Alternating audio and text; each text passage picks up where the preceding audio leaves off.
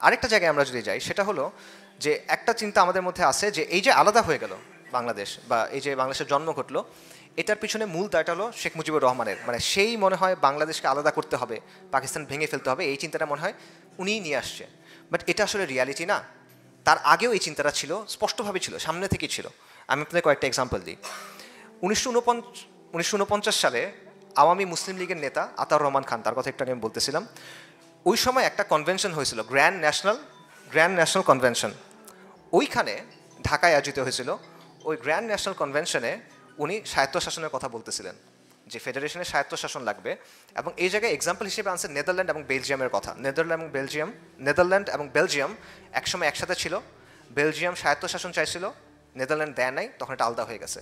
তুমি এই এক্সাম্পল এনে বলতেছিল যে আমাদের স্বায়ত্তশাসন দরকার। তো ওই সময় প্রধানমন্ত্রী ছিল লিয়াকত আলী খান। উনি বলতেছিল যে তোমরা তো আসলে হিন্দু সংস্কৃতি, হিন্দু সভ্যতার প্রতিনিধিত্ব করো, এবং তোমরা আসলে আমাদের থেকে আলাদা হয়ে যেতে চাও। তো উনি এই করে বলতেছেন যে উনি এটার প্রতিবাদ করে বলছেন যে না, ব্যাপারটা এরকম না। তবে আপনি বাঙালিদেরকে চেনেন না, আমরা কখনোই বিহারের ফুল কন্ট্রোলে ছিলাম না, এবং আমরা স্বাধীন অবস্থা 1000 বছর ধরে টিকায় রাখছি। এখন আপনারা যদি আলাদা হইতে বাধ্য করেন, তাহলে আমরা আলাদা হয়ে যাবো, আমরা কারো দাসত্ব করবো না। অর্থাৎ এই চিন্তাটা প্রকাশ্যেই বলছে, গোপন কিছু না, এটা ওই সময়তেই ছিল। ইভেন যুক্তফ্রন্ট মন্ত্রিসভা যখন গঠন হয়েছে 1954 সালে, তখনও প্রভিন্সিয়াল অটোনমি অর্থাৎ প্রদেশের স্বায়ত্তশাসনের কথা তখনও ছিল। এবং ইস্ট পাকিস্তান কমিউনিস্ট পার্টি যেটা ছিল, এই কমিউনিস্ট পার্টির একটা রিপোর্ট তারা তৈরি করছিল 1959 সালে। সেখানে তারা বলছিল যে বাঙালি মধ্যবিত্ত এবং বুদ্ধিজীবী সম্প্রদায় যারা আছে, তাদের মধ্যে স্বাধীন দেশ, স্বাধিকার, এই বিষয়গুলো নিয়ে আলাপ আলোচনা হচ্ছে। এগুলো শেখ মুজিবুর রহমানের আগের কথা বলতেছি। মাওলানা ভাসানীর কথা, সবচেয়ে স্ট্রেইট কাট এই কথাটা বলছে মাওলানা ভাসানী। মাওলানা ভাসানী ছিল আসামে মুসলিম লীগের সভাপতি। মুসলিম লীগ করছেন, পাকিস্তানের জন্য প্রচুর আন্দোলন সংগ্রাম করছে, কষ্ট করছে, কোরবানি করছে। আচ্ছা, 1955 সালে পল্টনে একটা জনসভা হয়েছিল, সেখানে উনি প্রথমে বাংলাদেশে আলাদা হয়ে যেতে পারে এই কথাটা বলল। এরপরে 57 সালে বিখ্যাত একটা সম্মেলন আছে, কাকমারি সম্মেলন বলে। ওই কাকমারি সম্মেলনে উনি বলছেন যে পশ্চিম পাকিস্তান যদি পূর্ব পাকিস্তানের শোষণ বন্ধ না করে, তাহলে অদূর ভবিষ্যতে এমন দিন আসিবে যখন পূর্ব পাকিস্তান হয়তো পশ্চিম পাকিস্তানকে বলবে আসসালামু আলাইকুম, মানে আসসালামু আলাইকুম মানে আমরা আলাদা হয়ে যাব। এইটা সে বলে দিয়েছে 1957 সালে, যে ওই সময়ই তার মধ্যে একটা চিন্তাভাবনা এরকম হয়তো বা ছিল। সিরাজ শিকদার, পূর্ব বাংলা সর্বহারা পার্টির প্রধান, রাইট। তো 1968 সালে তার একটা থিসিস ছিল, পূর্ব বাংলার শ্রমিক আন্দোলনের থিসিস। সেখানে সে বলছে যে এখানের প্রধান দ্বন্দ্ব হলো যে পূর্ব পাকিস্তান হলো পশ্চিম পাকিস্তানের একটা উপনিবেশ, এবং এটা থেকে মুক্ত হওয়ার জন্য গণতান্ত্রিক বিপ্লব প্রয়োজন। ঠিক আছে, এটা গণঅভ্যুত্থানের আগের কথা, 69-এর গণঅভ্যুত্থানের আগের কথা, এবং জাতীয় মুক্তি সংগ্রামের মাধ্যমে পাকিস্তানের উপনিবেশিক শাসন থেকে বের হয়ে যেতে হবে। এটা সিরাজ শিকদার তখন বলতেছে 68 সালে। 1963 বা 65 এই সময় ছাত্রলীগের একটা নেতা ছিল, ঢাকা অঞ্চলের সভাপতি আব্দুল আজিজ বাগমার। এই ব্যক্তি ওই সময় 3টা ইশতেহার বের করছিল, সেখানে সে স্বাধীনতার কথা বলছিল। এবং এই 3টা ইশতেহার কারা কারা লিখছে? একটা লিখছে ওই সময়কার অধ্যাপক মোফাজ্জল হায়দার চৌধুরী, আরেকটা লিখছে আহমদ শরীফ সাহেব, ঢাকা ইউনিভার্সিটির প্রফেসর ছিলেন, আরেকটা বাগমার নিজে লিখছে। এবং সে প্রথম প্রস্তাব করছিল যে এই বাংলাদেশ যখন স্বাধীন হবে, এটার জাতীয় সঙ্গীত হওয়া উচিত আমার সোনার বাংলা। সো অর্থাৎ আমি এটা কেন বলতেছি, এটার মানেটা হলো যে ব্যাপারটা এমন না যে মুজিব নিজে থেকে জিনিসটা বের করে নিয়ে আসছে। এই আন্ডারস্ট্যান্ডিংটা বা এই চিন্তার এই ধারাটা একটা ধারা এরকম ছিল। আচ্ছা, মুজিবের অবস্থানটা কি? আওয়ামী লীগের বক্তব্য মুজিব একাই সব করছে, একটু আগে বললাম। পাকিস্তানের বক্তব্য যে মুজিব একাই আলটিমেটলি সব করছে, বা সে ইন্ডিয়ার মানে মদদে এই সবগুলা করছে। এখানে কোনো সন্দেহ নাই যে মুজিব একটা জালিম এবং তাগুত ছিল, এটা কোনো সন্দেহ নাই, এখানে সন্দেহের কিছু নাই। এবং সে জগাকুচুরি মুজিববাদ নামে একটা জিনিসের মাধ্যমে শাসন করছে, 72 থেকে 75 পর্যন্ত আওয়ামী জাহিলিয়াত কায়েম করছে, ব্যাপক সন্ত্রাস নৈরাজ্য এগুলো করছে, এই জায়গাগুলো নিয়ে কোনো সন্দেহ নাই। কিন্তু একই সাথে এটাও সত্য কথা যে আপনি যদি 60-এর দশকের মাঝামাঝি থেকে 71 পর্যন্ত বা 72 পর্যন্ত সময়টা নেন, এই সময়টায় পূর্ব বাংলার বা পূর্ব পাকিস্তানের অবিসংবাদিত নেতা ছিল শেখ মুজিবুর রহমান। এটা বাস্তবতা, এই কথাটা অনেকের হজম করতে কঠিন হবে, এই জন্য আমি মাহমুদুর রহমান সাহেবের বই থেকে ডিরেক্ট কোটেশন বলতেছি।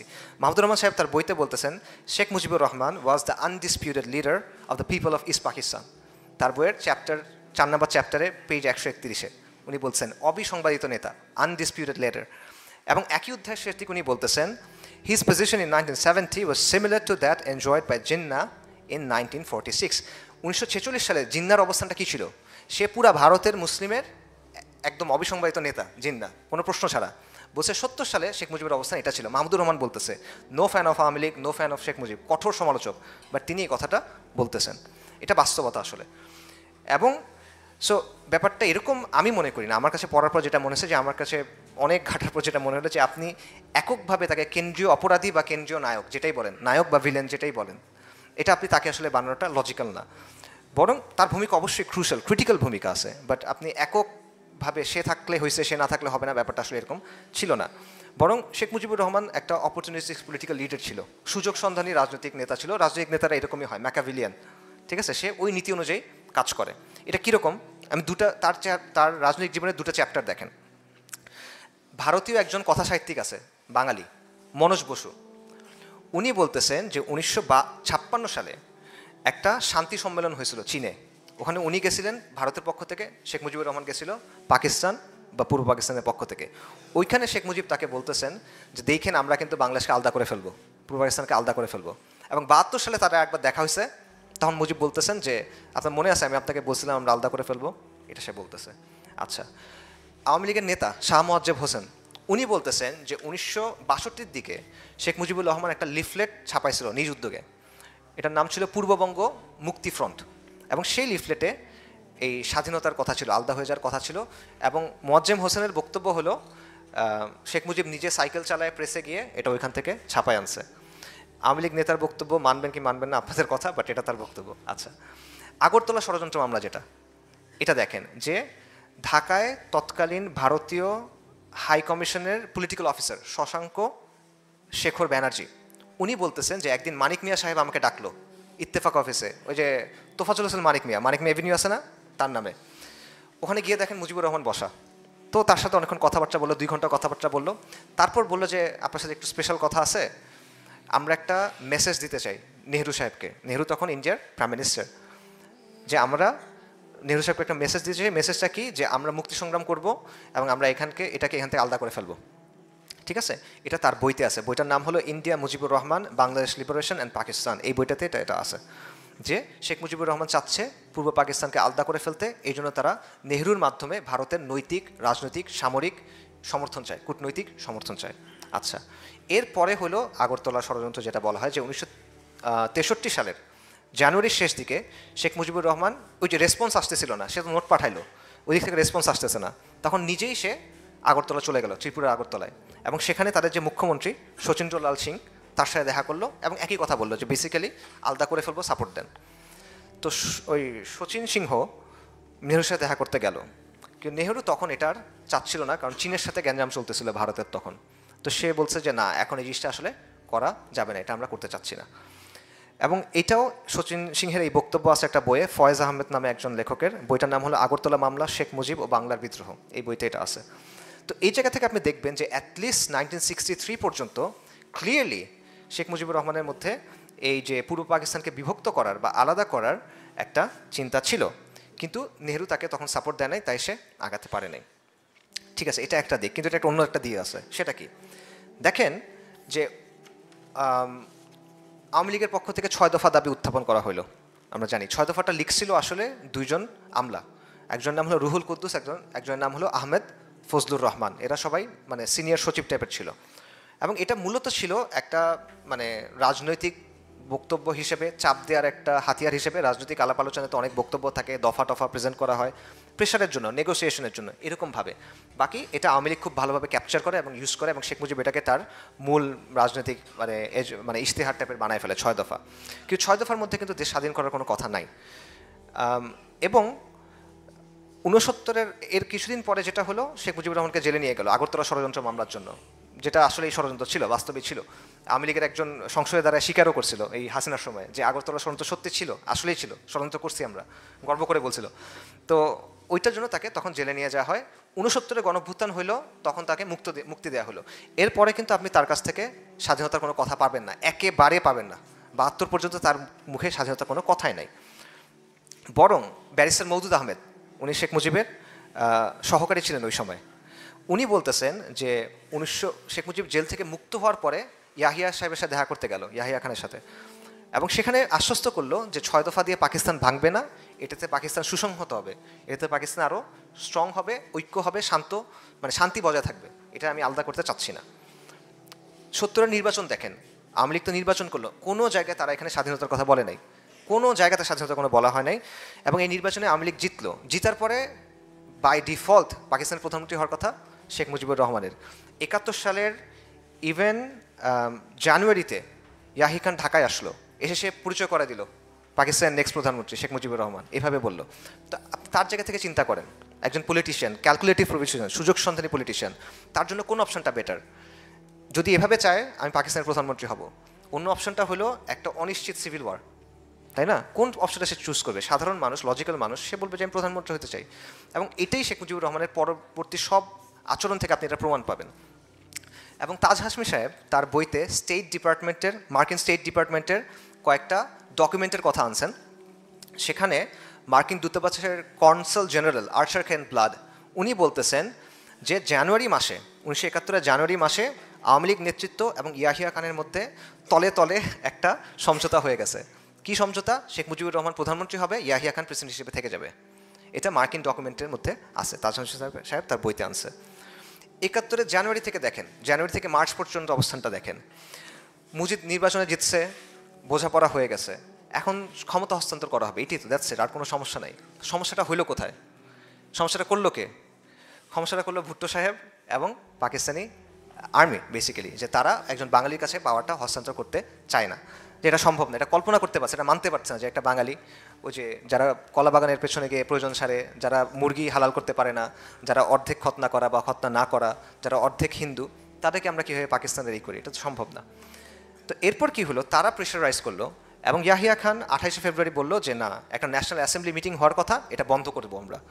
28 ফেব্রুয়ারি 1 তারিখ ভাষণ দিল। এরপরে ছাত্ররা হিউজ প্রেশার দেওয়া শুরু করলো, মানে ঢাকার ছাত্র নেতারা, ছাত্র আন্দোলন শেখ মুজিবুর রহমানকেও ব্যাপক প্রেশার দিচ্ছে যে আপনি স্বাধীনতার ঘোষণা দেন। মানে তখন কিন্তু আপনি যদি হিস্ট্রি বই পড়েন, অলরেডি পতাকা উঠাই ফেলছে, কাগজের বন্দুক টন্দুক নিয়ে মার্চ করতেছে, মেয়েরা ছেলেরা মার্চ করতেছে, গান টান বাজাইতেছে, একদম বীর বাঙালি অস্ত্র ধরো বাংলাদেশ স্বাধীন করে, এগুলো কিন্তু তখন স্লোগান চলতেছে। এবং মুজিবুর রহমানকে প্রেশার দিচ্ছে আপনি স্বাধীনতার ঘোষণা দেন। মুজিবুর রহমান স্বাধীনতার ঘোষণা দিচ্ছে না, সে 4টা শর্ত দিছে, যে মার্শাল ল উঠায় নেন, সেনাবাহিনী ব্যারাকে ফিরে যাক, ক্ষমতা হস্তান্তর করেন, আর যেই ক্ষতি হয়েছে ক্ষতিগুলার তদন্ত করেন, এরকম কথা। এটা কিন্তু বলে নাই। 7ই মার্চের ভাষণ, এখানে ইউনিল্যাটারাল ডিক্লারেশন অফ ইন্ডিপেন্ডেন্স নাই, স্বাধীনতার কোনো ঘোষণা নাই এখানে। এই ভাষণ শেখ মুজিবুর রহমান শেষ করছে জয় বাংলা জয় পাকিস্তান বলে। এটার চাক্ষুষ অনেক অনেক অনেক সাক্ষী আছে। অলি আহাদ সাহেব আছেন, একে খন্দকার সাহেব আছেন, ডক্টর জাফরুল্লাহ চৌধুরী আছেন, সাংবাদিক নির্মল সেন আছেন, কবি শামসুর রহমান আছেন, এরা সবাই বলছে যে শেখ মুজিবুর রহমান সেখানে জয় পাকিস্তান বলে শেষ করছে। অথচ ওই দিন এটা শেখ হাসিনাও কনফার্ম করছে যে ওই দিন ছাত্রনেতারা, একদম গরম ছাত্রনেতা যারা, সিরাজুল আলম খানরা, তারা চিরকুটের মধ্যে লিখে দিছে যে আপনি স্বাধীনতার ঘোষণা দিবেন, এবং ওই চিরকুট শেখ মুজিবকে দিছে যে আপনি এটা কিন্তু বলতে হবে, উনি এটা বলে নাই, ঠিক আছে। এবং হাসিনা নিজেও বলে যে হ্যাঁ আমার বাবাকে চিরকুট দেওয়া হয়েছিল, সেটা উনি বলে নাই। আবার হাসিনা এটাও বলে যে আমার বাবা স্বাধীনতার ঘোষণা করছে। স্বজন হারানোর বেদনায় মাথাটা তার ঠিক নাই আর কি, ওই জন্য এসব বলে।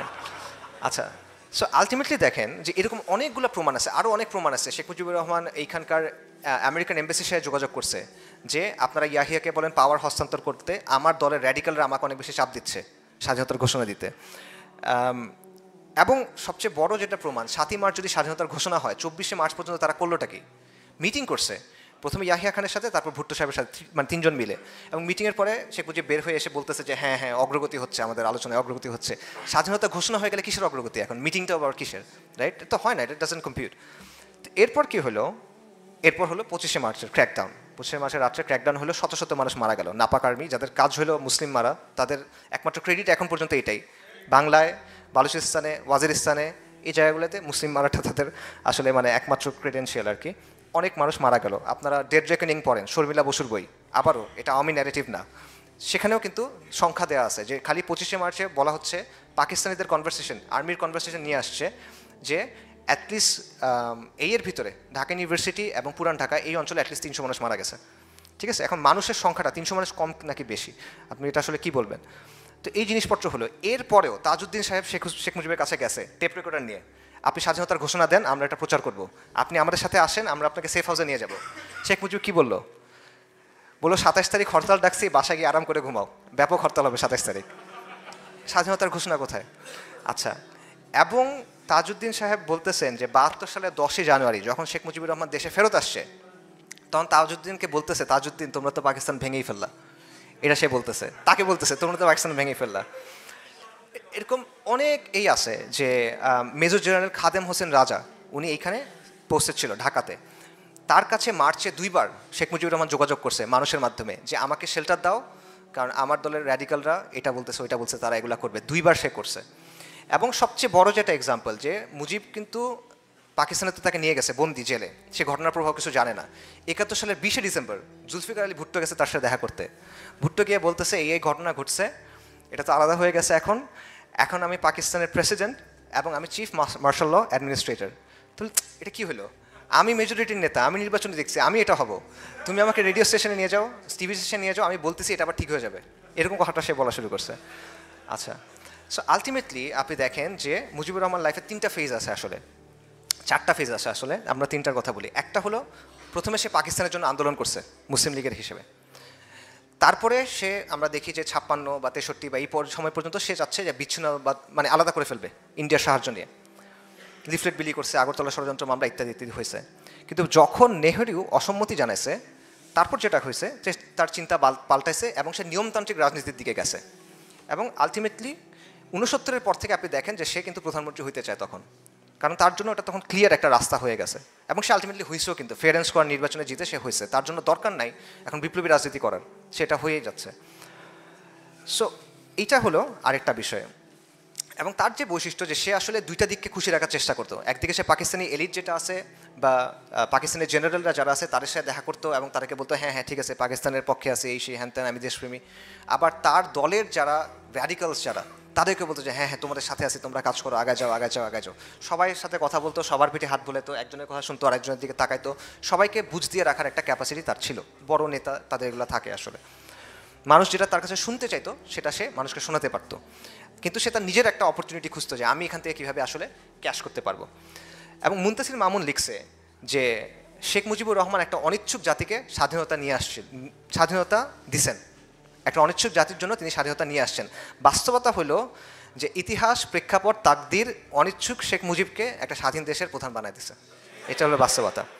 তো মূল কথা হলো মুজিব মেইন না, এখানে আসলে আরও অনেকগুলো প্লেয়ার ছিল। আমি সংক্ষেপে বলি, সময় বেশি নাই। একটা হলো সিরাজুল আলম খান বা নিউক্লিয়াস, এটা খুব ইম্পর্টেন্ট একটা রোল প্লে করে, এটা ছাড়া আপনি আসলে এই বিষয়টা বুঝতে পারবেন না। সেটা হলো যে 60-এর দশকের শুরু থেকে 1962 সময় থেকে ছাত্রলীগের মধ্যে একটা র্যাডিক্যাল অংশ ছিল যারা চাচ্ছিল বাংলাদেশকে স্বাধীন করে ফেলবে। এটা আদর্শিকভাবে কমিউনিজম দ্বারা বেশ ভালো ধরনের প্রভাবিত ছিল। লেনিনের বই, ট্রটস্কির বই, মাও সেতুংয়ের বই, এগুলো দ্বারা তারা বেশ প্রভাবিত ছিল। এবং এটা ছিল ইনিশিয়ালি এটা একটা সেলের মতো ছিল, 4 জনের মতো মানুষ ছিল, কাজী আরেফ, আব্দুর রাজ্জাক সাহেব, আবুল কালাম আজাদ এবং সিরাজুল আলম খান। সিরাজুল আলম খান ওনাকে বাংলাদেশের, এটা হলো মাস্টার মাইন্ড আসলে, এবং ফেক মাস্টার মাইন্ড না, মাস্টার মাইন্ড কথাটা এখন অনেক হালকা হয়ে গেছে, বাট সিরাজুল আলম খান আসলেই মাস্টার মাইন্ড। তাকে বাংলাদেশের রাজনীতির রহস্য পুরুষ বলা হয়, কাপালিক ডাকতো, দাদা ডাকতো, অনেক নামটাম ছিল। 69-এর যে গণ অভ্যুত্থান, এটার প্রধান রূপকার বলতে হবে আপনার তাকে। মাওলানা ভাসানীর এখানে অনেক বড় একটা রোল ছিল, বাট প্রধান রোলটা আসলে সিরাজুল আলম খানের এখানে ছিল। তো তাদের নেতৃত্বে নিউক্লিয়াস তারা একদম ওই যে রক্ত দিয়ে শপথ করছে, আঙ্গুল কেটে রক্ত দিয়ে শপথ করছে যে বাংলাদেশকে স্বাধীন করব আমরা, এটা রাগ পর্যন্ত আমরা ব্যক্তিগত সুখ স্বাচ্ছন্দ্য সব কিছু ত্যাগ করলাম। এই টাইপের মানে রোমান্টিসিজমও তাদের মধ্যে ছিল। এবং তারা স্বাধীন বাংলা বিপ্লবী পরিষদ এই টাইপের জিনিসপত্র গঠন করছিল। এবং 66 থেকে 69 পর্যন্ত যেই সময়টায় মুজিবুর রহমান জেলে, ওই সময়টা রাজনীতির মধ্যে এরা অত্যন্ত পাওয়ারফুল হয়ে গেল, এই ছাত্রনেতারা, তারা অত্যন্ত পাওয়ারফুল হয়ে গেল। এবং আলটিমেটলি 69-এর গণঅভ্যুত্থানে একদিকে মাওলানা ভাসানী আর একদিকে ছাত্রনেতারা, এরাই কিন্তু এই আন্দোলনটা উঠালো। 70 সালে তারা একটা প্রচারপত্র বিলি করলো যে 6 দফা যদি কার্যকর না হয়, এটা যদি মেনে নেওয়া না হয়, তাহলে বাঙালিকে মুক্তি সংগ্রাম করতে হবে, মুক্তি সংগ্রাম করে আলাদা করে ফেলতে হবে। এবং পতাকা প্রথম উঠানো, জয় বাংলা স্লোগান, এবং আলটিমেটলি আমার সোনার বাংলাকে জাতীয় সঙ্গীত হিসেবে নিয়ে আসা, পাকিস্তান, এই সবগুলা পতাকার ডিজাইনও, এই সবগুলো আলটিমেটলি নিউক্লিয়াসের উদ্যোগে করা। ঠিক আছে, সো অত্যন্ত গুরুত্বপূর্ণ। এবং সিরাজুল আলম খানের বক্তব্য হলো যে 70 সালে জেল থেকে বের হওয়ার আগ পর্যন্ত শেখ মুজিবুর রহমান জানতেন না যে আসলে আমরা কি করতেছি, পুরোপুরি তার আইডিয়া ছিল না। এবং জয় বাংলা স্লোগান এবং এই যে জাতীয় পতাকা আমরা বানাইছি, উনি এটার পক্ষে ছিল না ইনিশিয়ালি। আচ্ছা, এবং আলটিমেটলি যখন যুদ্ধ হইলো, এরাই কিন্তু আপনারা জানেন মুজিব বাহিনী ছিল, এরাই কিন্তু আলটিমেটলি মুজিব বাহিনী হয়, বিএলএফ হয়, এবং এটা ডিরেক্টলি ইন্ডিয়ান আর্মির আন্ডারে ছিল। আচ্ছা, আরেকটা ফ্যাক্টর দেখেন, এটা হলো ইস্ট বেঙ্গল রেজিমেন্ট বা পাকিস্তান আর্মিতে থাকা বাঙালি সেনা অফিসাররা। এবং এটার মধ্যে অনেক প্রমিনেন্ট মানুষ আছেন, মেজর জিয়া আছেন, মেজর জলিল আছেন, তাহের আছে, আবু তাহের, খালেদ মোশাররফ, এরা প্রমিনেন্ট, আরও অনেক আছে, আপনারা নাম জানেন। তারা যে বিদ্রোহ করবে এটা কারো হিসেবের মধ্যে ছিল না, এটা ইন্ডিয়ার হিসেবে ছিল না, এটা আওয়ামী লীগের হিসেবে ছিল না, নিউক্লিয়াসের হিসেবের মধ্যে ছিল না। কিন্তু আলটিমেটলি স্বাধীনতার ঘোষণাটা ওই দিক থেকে আসলো, তারা কিন্তু দিতে পারে নাই। শেখ মুজিবুর রহমান বলছে হরতাল ডাকবো, এই সেই, ওইখান থেকে ঘোষণা আসে নাই। কিন্তু 27শে মার্চ জিয়াউর রহমান সাহেব যখন বললো উই রিভল্ট, 25শে মার্চ রাতে বললো উই রিভল্ট, আমরা বিদ্রোহ করছি, 27শে মার্চ কিন্তু কালুরঘাট থেকে তারাই এটার ঘোষণাটা দিল। তো পুরো সিচুয়েশন এটা কিন্তু আরেকটা ডাইমেনশন নিয়ে আসলো। এবং আলটিমেটলি বাংলাদেশ যে পুরোপুরি ইন্ডিয়ার পেটের ভিতর ঢুকে যায় নাই, মানে কন্ট্রোলের ভিতর ঢুকে যায় না, এটা একটা বড় কারণ, এটা আমাদের স্বীকার করতে হবে। সেটা হলো এই আর্মির এই অংশটা, যেটা পরবর্তীতে স্বাধীন বাংলাদেশের আর্মি হয়েছে, তাদের একটা ভূমিকা এখানে আছে, ঐতিহাসিক ভূমিকা, এটা আসলে অস্বীকার করার সুযোগ নাই। তো এখানে একটা প্রশ্ন দেখেন, পুরো ব্যাপারটাকে যারা বলেন যে ভারতীয় চক্রান্ত, তাদের অনেকে আবার এই আর্মি অফিসারদের অ্যাডমায়ার করেন, পছন্দ করেন। তা আপনি দুটো মিলাচ্ছেন কেমনে? যদি পুরো ব্যাপারটা ভারতীয় চক্রান্ত হয়, এরা কি ভারতীয় এজেন্টে বাস্তবায়ন করতেছিল? কারণ তারা তো ক্রুশাল রোল ছিল এখানে, অত্যন্ত ক্রুশাল রোল, গুরুত্বপূর্ণ রোল, তারা ওটা না করলে এটা আগাই না ঘটনা প্রবাহ। এটা আসলে কি? সো ব্যাপারটা আসলে এভাবে চিন্তা করার সুযোগ নাই। এখানে আরেকটা মেজর প্লেয়ার হলো জুলফিকার আলী ভুট্টো সাহেব। ওই যে শেখ মুজিবুর রহমান 7ই মার্চে বললো যে আপনি আমার কথা শুনলেন না, আপনি শুনলেন ভুট্টো সাহেবের কথা। এইটাই ভুট্টো সাহেবের কথা কী ছিল? যে ক্ষমতা তাকে দেওয়া যাবে না, কোনো না কোনোভাবে মুজিবুর রহমানকে প্রধানমন্ত্রী বানানো যাবে না। এবং ভুট্টো সাহেব তার পক্ষে পাকিস্তানের মিলিটারি এলিট, পলিটিক্যাল এলিটদেরকেও সাথে নিয়ে আসতে পারলো। এবং এটার ফলে আলটিমেটলি এমন একটা পরিস্থিতি তৈরি হলো যেটা ভারত ক্যাপিটালাইজ করতে পারে। ভারত ক্যাপিটালাইজ করতে চাইবে, শুরু থেকে তার ইচ্ছা ছিল এটা ভেঙে দেওয়া। ভারতের জিওপলিটিক্যাল জায়গা থেকে তার উদ্দেশ্য, মিলিটারি মানে ন্যাশনাল সিকিউরিটির জায়গা থেকে তার উদ্দেশ্য সবসময় হবে এই জায়গাটাকে নিউট্রালাইজ করে রাখা। আপনি তাকে সুযোগ করে দিয়েছেন ওই কাজটা করার মাধ্যমে, এটা ছিল কথা। 78 সালে ইয়াহিয়া খানের একটা হলফনামা লাহোর হাইকোর্টে জমা হয়েছে, সেখানে সে বলছে যে পাকিস্তানের বিভক্তির জন্য মুজিব নয় বরং ভুট্টো দায়ী। 71 সালে ভুট্টোর অবস্থান ও বৈষম্যমূলক আচরণ পাকিস্তানের ঐক্যের জন্য শেখ মুজিবের 6 দশক দাবির চেয়ে বেশি ক্ষতিকর ছিল। ভুট্টোর পদের লোভ এবং অনমনীয় অবস্থানের কারণে পুরো পাকিস্তানে বিদ্রোহ সংগঠিত হয়। ইয়াহিয়া খান বলতেছে যে ভুট্টো আসলে মূল দায়ী। অবভিয়াসলি এখানে আরও প্লেয়ার আছে, আরও প্লেয়ারকে ভারতের একটা বড় ভূমিকা এখানে ছিল। নেহেরুকে মুজিব প্রস্তাব দিয়েছিল আপনি সাহায্য করেন আমরা ভেঙে দিব, নেহেরু ওইটা গ্রহণ করতে পারে নাই যে কোনো কারণে। নেহেরুর মেয়ে যে ইন্দিরা গান্ধী সেটা গ্রহণ করছে, এবং বলা হয় যে ইন্দিরা গান্ধী বাংলাদেশ হওয়ার পর বলছিল হাজার সাল কা বদলা লে লিয়া। হাজার সালের বদলা কি? যে উপমহাদেশে যে ইসলামী মুসলিমদের যে শাসন ছিল এটার বদলা নিছি। আমি জানি না সে আসলে বলছে কিনা, আমি ট্রেস করার চেষ্টা করছি, ডিরেক্ট প্রাইমারি কোনো সোর্স পাই নাই, বাট এই কথাটা আলটিমেটলি তাদের অবস্থানটাকে বাস্তবে আসলে তুলে ধরে। ইন্ডিয়ার অবস্থানটা এরকম ছিল। পাশাপাশি এখানে আরও প্লেয়ার ছিল, অনেক কার্যক্রম এখানে ছিল। রিসার্চ অ্যান্ড অ্যানালাইসিস উইং, যেটা ভারতীয় গোয়েন্দা বাহিনী, বিশেষ করে দুজন ব্যক্তির নাম আপনারা অনেক হয়তো বা জানেন, চিত্তরঞ্জন সুতার এবং কালিদাস বৈদ্য। এবং এদের এক্সক্লুসিভ মিশন ছিল যে এখানে এসে একটা অংশকে ভাগ করে ফেলা। কিন্তু এটা 71-এ যে ভাগ হয়েছে ওরকম ভাগ না, এটার ভাগটা হলো যে এখানকে হিন্দু অধ্যুষিত যে এলাকাগুলো আছে সেগুলোকে নিয়ে একটা হিন্দু বাঙালিদের আলাদা দেশ করা। চিত্তরঞ্জন সুতার 2বার নির্বাচন করছে, একবার যুক্তফ্রন্ট থেকে পাকিস্তান আমলে, আরেকবার 72 সালে সম্ভবত, মানে 72 বা 73 সালে আওয়ামী লীগ থেকে 2বার সে নির্বাচনে জয়ীও হয়েছে। তার সাথে মুজিবের খুব ভালো সম্পর্ক ছিল, তার সাথে সিরাজুল আলম খানের খুব ভালো সম্পর্ক ছিল। 15ই আগস্টের সময় সিরাজুল আলম খান ছিল তার বাসায় কলকাতায়, কালিদাস বৈদ্য ছিল তারও এরকম। এবং 71 পরে এরা একটা আন্দোলন শুরু করছিল, এটা হলো স্বাধীন বঙ্গভূমি আন্দোলন।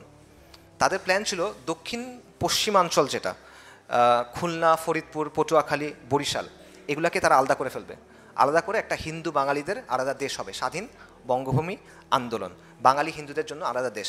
আপনারা দেখেন যে সামনে কিন্তু লং মার্চের অনেক ঘোষণা টোষণা আসতেছে, চট্টগ্রামে অনেক কিছু হচ্ছে, তো এগুলো খেয়াল রাখবেন। কারণ চিত্তরঞ্জন সুতার, কালিদাস বৈদ্য, এদের লোকজন বা এদের মতো লোকজন এখনও আছে।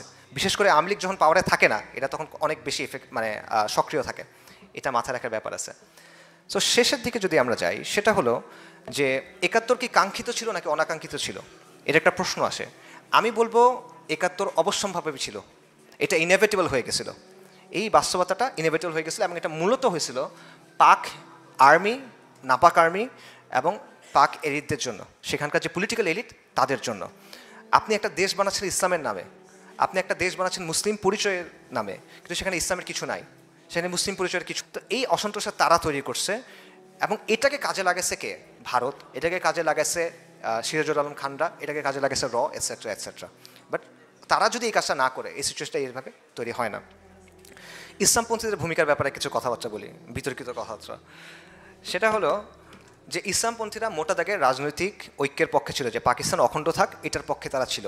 এটা আন্ডারস্ট্যান্ডেবল, আমি এটার জন্য তাদের দোষ দিই না। রাজনৈতিক একটা অবস্থান হইতেই পারে যে পাকিস্তান অখণ্ড থাক, এটা আমি চাই, ভারতের কররাজ্য না হোক এটাই আমি চাই। কিন্তু সমস্যা কোন জায়গায়? সমস্যা হলো যে পাকিস্তান আর্মি তো ওয়ার ক্রাইম করছে, তারা তো যুদ্ধ অপরাধ করছে, এটা তো প্রমাণিত, এটা তাদের কমিশন দ্বারা প্রমাণিত। 71-এর পরে পাকিস্তানে বিচার বিভাগীয় তদন্ত হয়েছে, সেখানে তারা নিজেরা বলছে। এটা আপনারা দেখবেন ইমরান খান সাহেব, নওয়াজ শরীফ সাহেব, তারা কিন্তু এগুলো বলে, তারা নিজেরাই বলে যে আমরা এই কাজগুলো করছি। এটা মানে আওয়ামী লীগের কথা না, এটা বাস্তব কথা, তারা এটা করছে। তো এই কাজটা যখন হয়েছে তখন আপনার ভূমিকা কি হবে? আপনি রাজনৈতিক অবস্থানে সেটা ভিন্ন, সমস্যা নাই, কিন্তু যখন এই জিনিসটা হয়েছে এটা তো গোপনে হয় নাই, ম্যাসাকার, রেপ, গণকবর, এই জিনিসটা যখন হয়েছে তখন আপনার অবস্থানটা কী হবে? এইটা আর কি প্রশ্নটা। এখানে একটা জিনিস ক্লিয়ার করার দরকার আছে, সেটা হলো আওয়ামী প্রোপাগান্ডা, আওয়ামী লীগ যে যুদ্ধ অপরাধের বিচার করছে কোট আনকোট, এইটার সাথে অ্যাকচুয়াল হিস্ট্রি তফাৎ করতে হবে। কারণ আওয়ামী লীগ যে যুদ্ধ অপরাধের বিচার করছে এটা একটা ক্যাঙ্গারু কোর্ট ছিল, এটা একটা রাজনৈতিকভাবে মোটিভেটেড বিচার ছিল, এবং এটা বেসিক্যালি জুডিশিয়াল কিলিং ছিল। তারা বেসিক্যালি জামাত ইসলামের টপ লিডারশিপকে সরায় ফেলার জন্য এটা করছে, ইন্ডিয়ার হেল্প নিয়ে। এইটা আমাদের বয়ান না, এই জায়গা থেকে আমি কথা বলতেছি না, এবং এই অবস্থানটার পার্থক্যটা বোঝা জরুরি আছে। আমার পয়েন্টটা হলো, এবং এটাও আমরা বিশ্বাস করি না যে মনে করেন আবারও রাজাকার যারা ছিল সেখানে বিভিন্ন দলের লোক ছিল, নিজামী ইসলামী ছিল, মুসলিম লীগ এটসেট্রা, সেকুলার পার্টির লোকজনও ছিল, কিন্তু আল বদর বা আল শামস যেগুলো ছিল এগুলো গঠিত হয়েছিল পাকিস্তানি ছাত্র সংঘ, মানে ইসলামী ছাত্র শিবিরের যেটা ফোররানার তাদের দিয়ে। সো তারা রেপ করছে, লুট করছে, ডাকাতি করছে, এটা আসলে বিশ্বাস করা কঠিন, কারণ আলটিমেটলি তারা তো ইসলামী রাজনীতি করে, ইসলামী আদর্শ ধারণ করে। তা আমি আমার মুসলিম ভাই সম্পর্কে তো আমার বেসিক কিছু ধারণা আছে, সে গিয়ে রেপ করবে, লুট করবে, মানে এই জিনিসটা আসলে বাস্তবসম্মত না, এটা বিশ্বাসযোগ্য না। কাজেই মত পথের পার্থক্য থাকে মানুষের মধ্যে, অবশ্যই থাকে, কিন্তু আপনার মুসলিম ভাইয়ের প্রতি বেসিক কিছু ইনসাফ আপনার করতে হবে আল ওয়ালা আল বারার জায়গা থেকে। আনফর্চুনেটলি এটা অন্য সাইড থেকে পাওয়া যায় না, যে সেকুলার, কুফার, মুশরিক, মুরতাদ, জিন্দিক, এদের যে ভাষা, এদের যে নিক্তি, সেটা দিয়ে তারা আমাদেরকে বিচার করে, সেটা তারা আমাদের উপর প্রচার করে, কিন্তু ওই লেভেলে আমরা নামতে পারবো না। আমাদেরকে আল ওয়ালা আল বারার জায়গা থেকে দেখতে হবে, আমাদেরকে শরিয়ার জায়গা থেকে দেখতে হবে, আমাদের ইনসাফ এবং আদল করতে হবে। কাজে এটা আসলে বিশ্বাসযোগ্য না যে তারা ওই সময় রেপ করছে, তারা ওই সময় লুট করছে, খুন করছে, এটা আমি একেবারেই বিশ্বাসযোগ্য মনে করতেছি না। কিন্তু সমস্যা কোন জায়গায়? সো এই জায়গাটা এটা বোঝা যে সেকুলাররা যা বলে আর আমরা যা বলি দুটো গ্রাউন্ড এক না, দুটাকে একসাথে মেলানোর সুযোগ নেই, দুটো ডিফারেন্ট। কিন্তু আমার প্রশ্নটা কোন জায়গায় দেখেন, পাক আর্মি তো এটা করছে, আর আপনি পাক আর্মির সহযোগী রোল প্লে করছেন কি না? আপনি আমাকে বলতে পারেন যে ভাই আমি তো কিছু করি নাই, আমার দ্বারা এগুলো কিছু হয় নাই, ফাইন, আপনার দ্বারা হয় নাই, 100% বিশ্বাস করলাম, কিন্তু ওরা যখন করছে তখন আপনি কী করছেন? আপনি উল্টা দিক থেকে চিন্তা করেন, মনে করেন ইন্ডিয়া ইনভেট করলো, মনে করেন কমিউনিস্টদের কিছু দল তারা একটা স্বেচ্ছাসেবী দল বানাইলো, আল কাফিরুন, এখন মনে করেন তারা এদেরকে হেল্প করবে। এখন এরা আসলে কিছু করে নাই, এরা কাউকে মারে নাই, কাউকে আগুন দেয় নাই, কাউকে রেপ করে নাই, কিন্তু ইন্ডিয়ান বাহিনী এটা করছে, তারা কিছু করে নাই, তাদের উপর দায় পড়ে কি পড়ে না? একটা দায় পড়ে, এটা অস্বীকার করার সুযোগ নাই। আপনি কিছু না বললে, কিছু করেন নাই এটা বললে আসলে এটা হয় না। এখানে আপনি এটা জানলেন, আপনি সরে গেলেন না কেন, বাধা দিলেন না কেন? আচ্ছা আপনি বললেন যে ভাই বাধা দেওয়াটা সম্ভব না, এটা মানে অবাস্তব কথা বলতেছেন, ফাইন, বাধা দিয়েন না। আপনি এটা তো বলতে পারতেন যে ভাই এই জুলুম, এটা জুলুম হচ্ছে, এই জুলুমের সাথে আমি নাই, এই জিনিসটা আপনি বলতে পারেন, এটা শরিয়া অ্যালাউ করে না, আমি এটার সাথে থাকতে পারবো না, এটা আপনি বলতে পারতেন।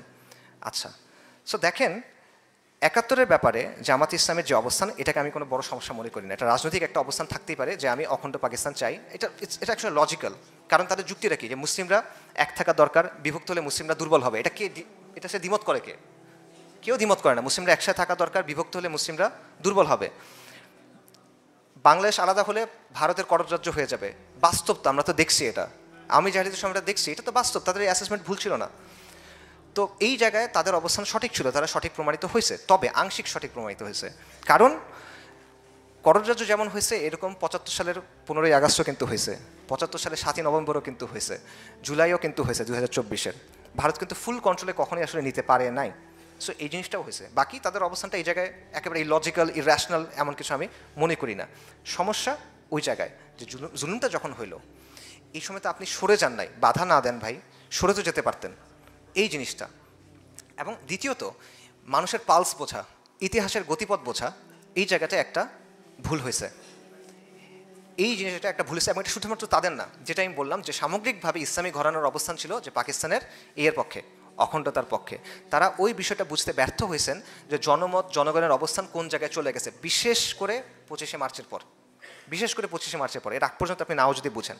আচ্ছা, এবং এটার ফলে যেটা হয়েছে যে 71-এর পরে বাংলাদেশে যে কালচারাল হেজেমনি গড়ে উঠছে এবং বাংলাদেশে ইসলামকে, বিশেষ করে ইসলামী রাজনীতিকে যেভাবে দেখা হয়েছে সেটাকে এটা প্রভাবিত করছে। 71-এর ওই ভূমিকা এখানে ইসলামের যে দাওয়া বা আন্দোলন এটাকে অত্যন্ত নেগেটিভভাবে প্রভাবিত করছে। এটা আপনি স্বীকার করেন বা না করেন, এটা বাস্তবতা, এটা অস্বীকার করেন, মানে এটা আসলে দিনের আলোর মতো একটা বিষয়। ঠিক আছে? আচ্ছা, তো কিছু ক্ল্যারিফিকেশন করি। 71 কোনো মতাদর্শিক যুদ্ধ ছিল না, এটা দ্বিজাতি তত্ত্বের একটা রিজেকশন না, এটা ইসলামের কোনো রিজেকশন না, এটা সেকুলার মুজিববাদের আদর্শে মানে উদ্বুদ্ধ হয়ে মানুষ যুদ্ধ করছে, ব্যাপারটা এটা না। এটা একটা ওয়ার অফ সেলফ প্রিজার্ভেশন, এটা একটা আত্মরক্ষার জন্য ওয়ার। তারা ক্র্যাকডাউন করছে, তারা এসে মারতেছে, আপনি বাধ্য হয়ে তখন এই করছেন। আপনার আগে থেকে একটা রাগ আছে, আপনার একটা জিদ আছে, আপনার সাথে বৈষম্য করতেছে, আপনাকে আধা হিন্দু বলতেছে, এই সেই বলতেছে, এগুলোর কারণে পাকিস্তান আর্মি ফুল অপশন ছিল এটা বন্ধ রাখার। তারা ক্র্যাকডাউন না করতো, তারা ক্ষমতা হস্তান্তর করতো, নানা অপশন তাদের হাতে ছিল, বা এর আগেও অপশন ছিল। যদি আপনি বলেন যে না পরবর্তীতে কি কিছু হইতোই, স্টিল তাদের আগে অপশন ছিল, 60s সময় অপশন ছিল, 50s সময় অপশন ছিল, তারা এগুলো চেষ্টা করে নাই। ওই যে মাহমুদুর রহমান সাহেব যেটা বলতেছেন, তাজ হাসমি যেটা বলতেছেন, যে তাদের ওই গুডউইলটাও ছিল না যে আমি এটা সলভ করার চেষ্টা করি।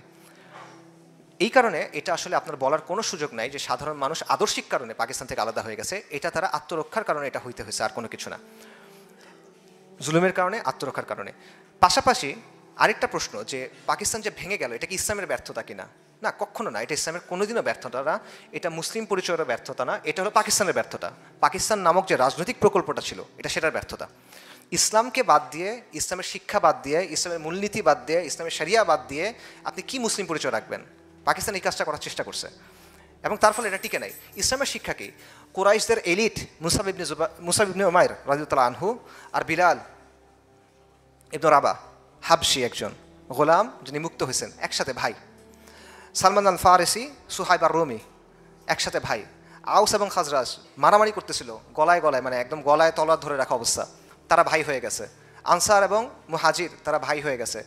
ইসলামে শত শত হাজার বছর ধরে বিভিন্ন জাতিগোষ্ঠীর মানুষ একসাথে থাকছে। ইসলাম তো এখানে কখনো ফেল করে নাই। এটা পাকিস্তান প্রকল্পের ফেলিয়ার, এটা ইসলামের ফেলিয়ার না। ইসলাম নানা জাতিগোষ্ঠী, নানা ভাষাভাষী মানুষকে এক করছে, সমৃদ্ধি এবং বিস্তৃতি নিয়ে আসছে, এবং এটা কোনো তাত্ত্বিক কথা না, এটা বাস্তব প্রমাণসহ কথা। ইতিহাস খুলে দেখেন, অনেক প্রমাণ আপনারা এখানে পাবেন। কিন্তু যখন এগুলো সরায় বাঙালি, পাশতুন, বালুচ, এই সেই হ্যানত্যানের দিকে আপনি ফোকাস করছেন, আপনি বৈষম্য করছেন জাহেলিয়াতের জায়গা থেকে, তখন জিনিসটার টিকে নেয়। তো উপসংহার যদি বলি, 71-এর ঘটনার পেছনে অনেকগুলো ফ্যাক্টর ছিল। একটা ফ্যাক্টর হলো পাক এলিট বা পাক আর্মি, রাজনীতিবিদ, ভূ রাজনৈতিক ব্যাপার ছিল। রাশিয়া এবং ইন্ডিয়া চাচ্ছিল এটা ভেঙে ফেলতে। পশ্চিম পাকিস্তানের এস্টাবলিশমেন্ট যেটা, তাদের এই অবজ্ঞা, তাচ্ছিল্য, এই ব্যাপারগুলো ছিল।